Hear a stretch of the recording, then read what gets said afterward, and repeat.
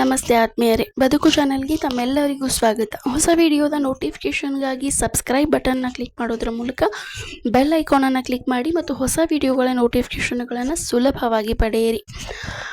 Channel ಇಷ್ಟ ಆಗಿದ್ರೆ, ಚಾನಲ್ನ ವಿಡಿಯೋಗಳು ಇಷ್ಟ ಆಗಿದ್ರೆ ಲೈಕ್ ಮಾಡಿ, ಶೇರ್ ಮಾಡಿ, ಕಾಮೆಂಟ್ ಮಾಡಿ. ಇವತ್ತಿನ ವಿಡಿಯೋದಲ್ಲಿ ಒಂದು ಅದ್ಭುತ ಸ್ನೇಹವನ್ನು ನಿಮಗೆ ಹೇಳ್ತಾ ಇದ್ದೀನಿ. ಸ್ನೇಹ ಅನ್ನೋದಕ್ಕೆ ಯಾವುದೇ ಭೇದ ಭಾವಗಳಿಲ್ಲ.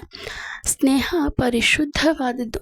ನಮ್ಮ ಅನೇಕ ಕಷ್ಟದ ಸಂದರ್ಭದಲ್ಲಿ ನಮಗೆ ಬಂಧುಗಳು ಸಹಾಯ ಮಾಡದೇ ಇರಬಹುದು, ಆದರೆ ನಮ್ಮ ಸ್ನೇಹಿತರು ನಮಗೆ ಸಹಾಯ ಮಾಡೇ ಮಾಡ್ತಾರೆ.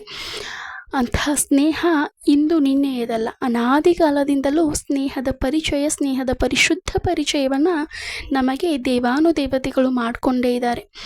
ಅದರಲ್ಲಿ ಪ್ರಮುಖವಾದದ್ದು ಕೃಷ್ಣ ಮತ್ತು ಸುಧಾಮರ ಸ್ನೇಹ. ಇವರ ಸ್ನೇಹ ಹುಟ್ಟಿದ್ದು ಹೇಗೆ ಗೊತ್ತಾ? ಇವರು ವಿದ್ಯಾಭ್ಯಾಸಕ್ಕಾಗಿ ಗುರು ಸಂದೀಪನ ಆಶ್ರಮದಲ್ಲಿ ವಿದ್ಯಾಭ್ಯಾಸವನ್ನು ಮಾಡ್ತಾ ಇರ್ತಾರೆ. ಆಗ ಇವರ ಸ್ನೇಹ ಶುರುವಾಗುತ್ತೆ.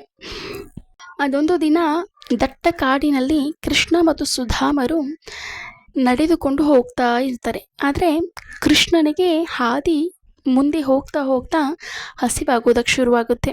ಆತ ಸುಧಾಮನಲ್ಲಿ ಕೇಳ್ತಾನೆ, ನನಗೆ ತುಂಬ ಹಸುವಾಗ್ತಾ ಇದೆ, ನಿನ್ನ ಹತ್ರ ಏನಾದರೂ ಇದೆಯಾ ಅಂತ ಹೇಳ್ಬಿಟ್ಟು. ಆದರೆ ಸುಧಾಮ ತನ್ನ ಬಳಿ ಸಂದೀಪನ್ ಅವರ ಪತ್ನಿ ಕೊಟ್ಟಂಥ ಅವಲಕ್ಕಿಯನ್ನು ಇಟ್ಕೊಂಡು ಕೃಷ್ಣನಿಗೆ ನನ್ನ ಬಳಿ ಏನೂ ಇಲ್ಲ ಅಂತ ಉತ್ತರಿಸ್ತಾನೆ. ಆಗ ಕೃಷ್ಣ ಹಸಿದುಕೊಂಡು ಸುಧಾಮನ್ನ ತೊಡೆಯ ಮೇಲೆ ಮಲಗಿರ್ತಾನೆ. ಆದರೆ ಕೃಷ್ಣ ಮಲಗಿದ ಅನ್ನೋದನ್ನು ಖಚಿತಪಡಿಸಿಕೊಂಡಂಥ ಸುಧಾಮ ತನ್ನ ಬಳಿ ಇದ್ದಂಥ ಅವಲಕ್ಕಿಯನ್ನು ತಿನ್ನೋದಕ್ಕೆ ಮುಂದಾಗ್ತಾನೆ ಮತ್ತು ಆ ಅವಲಕ್ಕಿ ತಿನ್ನುವಂಥ ಶಬ್ದ ಕೃಷ್ಣನ ಕಿವಿಗೆ ಬರುತ್ತೆ.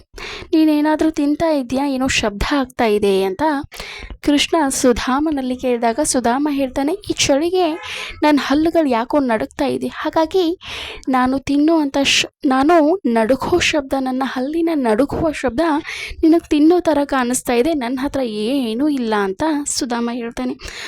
ಇದು ಕೃಷ್ಣನಿಗೆ ಅವಲಕ್ಕಿಯನ್ನು ನೀಡದೇ ಇರೋದಕ್ಕೆ ಸುಧಾಮ ತನ್ನ ಜೀವನದಲ್ಲಿ ಅತೀವವಾದ ಬಡತನವನ್ನು ಅನುಭವಿಸಬೇಕಾಗುತ್ತೆ ಅಂತ ಹಿಂದಿನ ಇತಿಹಾಸಗಳು ಹೇಳುತ್ತೆ.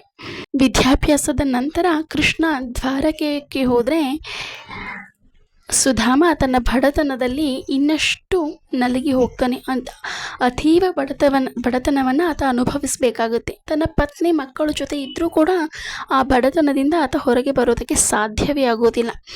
ಅದೊಂದು ದಿನ ಸುಧಾಮನ ಪತ್ನಿ, ನಿಮ್ಮ ಸ್ನೇಹಿತರಾದಂಥ ಕೃಷ್ಣ ಮಹಾರಾಜರಾಗಿದ್ದಾರೆ, ಅವರ ಬಳಿ ಏನಾದರೂ ಒಂದು ಸಣ್ಣ ಸಹಾಯ ಆದರೂ ನಾವು ಪಡ್ಕೋಬಹುದಲ್ಲ ಈ ಬಡತನದಿಂದ ದೂರ ಹೋಗೋದಕ್ಕೆ ಅಂತ ಸುಧಾಮನ ಪತ್ನಿ ಸುಧಾಮನಿಗೆ ಉಪದೇಶವನ್ನು ಮಾಡಿದಾಗ ಸುಧಾಮ ಅದನ್ನು ಒಪ್ಕೊಂಡು ಕೃಷ್ಣನ ಬಳಿ ಸಹಾಯಕ್ಕಾಗಿ ಹೋಗೋದಕ್ಕೆ ನಿರ್ಧಾರ ಮಾಡ್ತಾನೆ.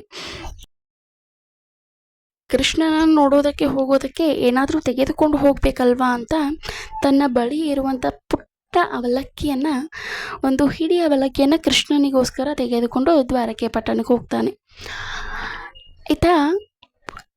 ಸುಧಾಮ ದ್ವಾರಕ್ಕೆ ಹೋಗುವಾಗ ದ್ವಾರಪಾಲಕರು ಆತನನ್ನು ತಡೀತಾರೆ. ಕೃಷ್ಣನನ್ನು ಆಗೋದಕ್ಕೆ ಒಪ್ಪಿಗೆಯನ್ನು ನೀಡೋದಿಲ್ಲ. ಆಗ ಅವರಲ್ಲಿ ಮನವಿ ಮಾಡಿಕೊಂಡಂಥ ಸುಧಾಮ ಬಂದಿದ್ದೀನಿ ಅಂತ ಕೃಷ್ಣನಿಗೆ ಹೇಳಿ ಆತ ನನ್ನನ್ನು ಒಳಗೆ ಬಿಡೋದಕ್ಕೆ ಹೇಳ್ತಾನೆ ಅಂತ ದ್ವಾರಪಾಲಕರಿಗೆ ಹೇಳಿದಾಗ ಕೃಷ್ಣನಿಗೆ ಸುಧಾಮ ಬಂದಿರುವ ಸುದ್ದಿಯನ್ನು ತಲುಪಿಸಿದಂಥ ದ್ವಾರಪಾಲಕರು ಕೃಷ್ಣನೇ ಸ್ವತಃ ಸುಧಾಮನ ಬಳಿ ಬಂದು ಆತನನ್ನು ತನ್ನ ಅರಮನೆಗೆ ಆಹ್ವಾನಿಸಿಕೊಳ್ತಾನೆ ಮತ್ತು ಆತನ ಸೇವೆಯನ್ನು ಕೂಡ ಮಾಡ್ತಾನೆ. ಹಾಗೆ ಸೇವೆಯನ್ನು ಮಾಡಿ ಆತನ ಜೊತೆಗೆ ಒಂದು ಒಳ್ಳೆಯ ಸಮಯವನ್ನು ಕಳೀತಾನೆ ಮತ್ತು ಆತ ಹೊರಡುವಾಗ ತಾನು ತಂದಂಥ ಅವಲಕ್ಕಿಯನ್ನು ಕೃಷ್ಣನಿಗೆ ನೀಡ್ತಾನೆ ಸುಧಾಮ. ಆ ಅವಲಕ್ಕಿಯ 2 ಹಿಡಿ ಅವಲಕ್ಕಿಯನ್ನು ಕೃಷ್ಣ ತಿಂದು ಎರಡು ಹಿಡಿ ಅವಲಕ್ಕಿಯನ್ನು ತಿಂದಂಥ ಕೃಷ್ಣ 2 ಲೋಕದ ಸಂಪತ್ತನ್ನು ಆತನಿಗೆ ಅನುಗ್ರಹಿಸ್ತಾನೆ. ಆದರೆ ಆ ಕ್ಷಣ ಸುಧಾಮನಿಗೆ ಅದು ತಿಳಿಯೋದಿಲ್ಲ. ಸರಿ, ತನ್ನ ಕಷ್ಟವನ್ನು ಹೇಳೋದಕ್ಕೆ ಮುಜುಗರಗೊಂಡು ಕಣ್ಣಲ್ಲಿ ನೀರು ತುಂಬಿಕೊಂಡು ಕೃಷ್ಣನನ್ನು ಬಿಟ್ಟು ತನ್ನ ಮನೆಗೆ ಮರಳ್ತಾನೆ. ಮನೆಗೆ ಬರುವಾಗ ತನ್ನ ಪುಟ್ಟ ಗುಡಿಸಿನಲ್ಲಿದ್ದಂಥ ಸುಧಾಮ ತನ್ನ ಅರಮನೆಯಾಗಿರುವಂಥ ಮನೆಯನ್ನು ನೋಡಿ ಆಶ್ಚರ್ಯವನ್ನು ಪಡ್ತಾನೆ. ತನ್ನ ಗುಡಿಸಲಂತಿದ್ದಂಥ ಮನೆ ಅರಮನೆಯಾಗಿರೋದರ ಹಿಂದೆ ಕೃಷ್ಣನ ಅನುಗ್ರಹ ಇದೆ ಅನ್ನೋದನ್ನು ತಿಳಿಯೋದಕ್ಕೆ ಸುಧಾಮನಿಗೆ ಹೆಚ್ಚು ಹೊತ್ತು ಹಿಡಿಯಲಿಲ್ಲ. ಮನಸ್ಸಿನಲ್ಲಿ ಕೃಷ್ಣನನ್ನು ಅಭಿನಂದನೆಗಳನ್ನು ಸಲ್ಲಿಸಿ ತನ್ನ ಹೆಂಡತಿಯನ್ನು ನೋಡಿದಾಗ ತನ್ನ ಹೆಂಡತಿ ಕೂಡ ರೇಷ್ಮೆ ಸೀರೆಯಲ್ಲಿ ಮಿಂಚುತ್ತಾ ಇರ್ತಾಳೆ.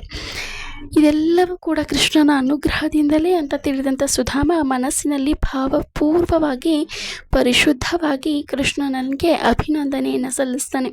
ಹೀಗೆ ಹಿಂದಿನ ಕಾಲದಿಂದಲೂ ಕೂಡ ಸ್ನೇಹಕ್ಕೆ ಸೋಲಿಲ್ಲ ಅಂತ ಹೇಳ್ತಾರೆ. ತಮ್ಮ ಅನೇಕ ಕಷ್ಟದ ಸಂದರ್ಭದಲ್ಲಿ ಸ್ನೇಹಿತರು ನಮಗೆ ಸಹಾಯವನ್ನು ಮಾಡ್ತಾರೆ ಅಂತ ಹೇಳಲಾಗುತ್ತೆ. ಇದಕ್ಕೆ ಉಜ್ವಲವಾದಂಥ ಉದಾಹರಣೆ ಅಂದರೆ ಸುಧಾಮ ಮತ್ತು ಕೃಷ್ಣರ ಸ್ನೇಹ ಅಂತ ಹೇಳಲಾಗುತ್ತೆ. ಅವರಿಬ್ಬರು ಒಬ್ಬರ ಕಷ್ಟಕ್ಕೆ ಒಬ್ಬರು ನಿಂತರು ಅನ್ನೋದನ್ನು ಈ ಕಥೆಯ ಮೂಲಕ ನಾವು ತಿಳಿದುಕೊಳ್ಬೋದು. ನಿಮ್ಮ ಸ್ನೇಹಿತರು ಇದ್ದರೆ ಅವರನ್ನು ಪರಿಶುದ್ಧವಾಗಿ ಪ್ರೀತಿಸಿ ಮತ್ತು ಒಳ್ಳೆಯ ಸ್ನೇಹವನ್ನು ಸಂಪಾದಿಸಿ ಅಂತ ಈ ವಿಡಿಯೋದ ಮೂಲಕ ಹೇಳೋದಕ್ಕೆ ಇಷ್ಟಪಡ್ತೀನಿ.